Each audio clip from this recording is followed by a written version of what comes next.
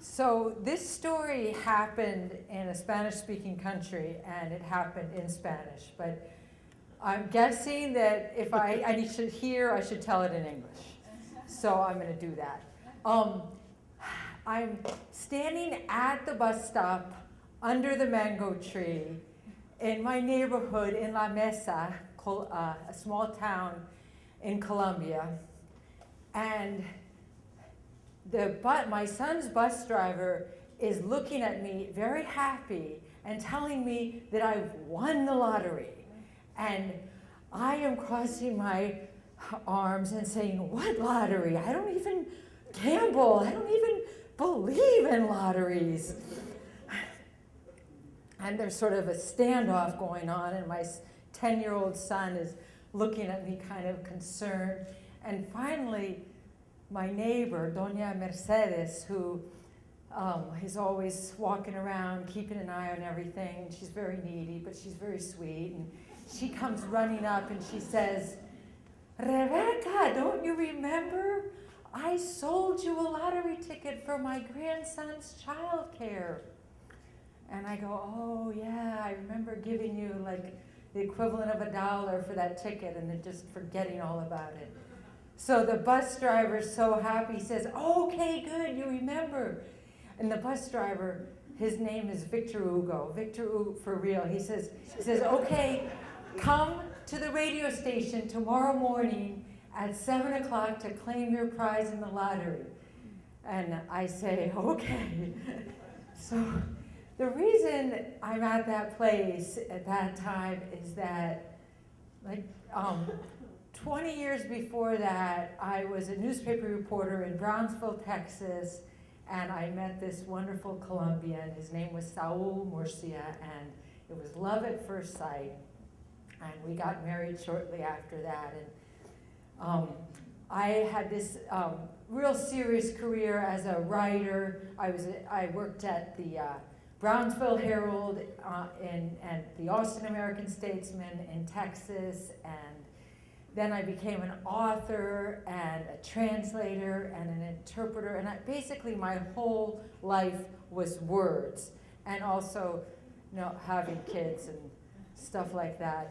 But so we moved to Pennsylvania because Saul got a wonderful job here, and then he got cancer and died. So he was from Colombia, and I thought my kids, their father died so young. My kids need to go to Colombia and spend time with their relatives and learn about their father's country and improve their Spanish. Those were my public reasons. My secret reason was I wanted them to become better soccer players. So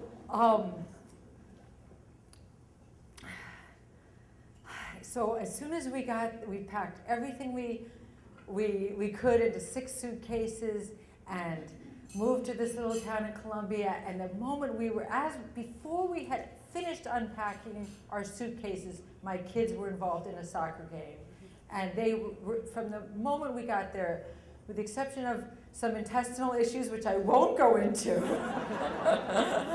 my kids were so happy.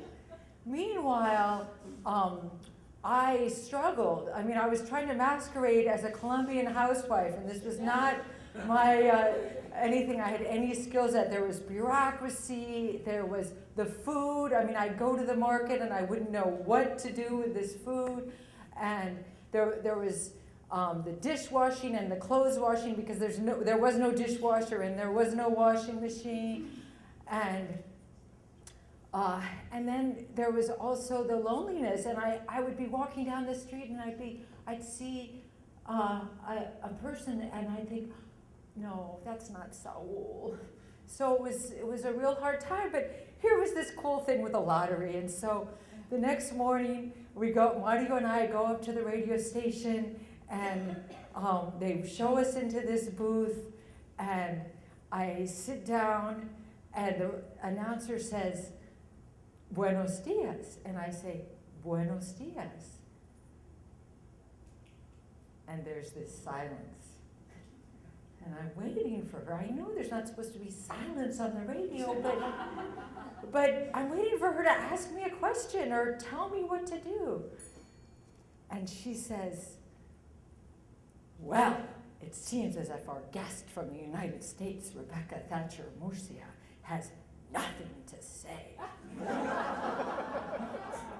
Thank you.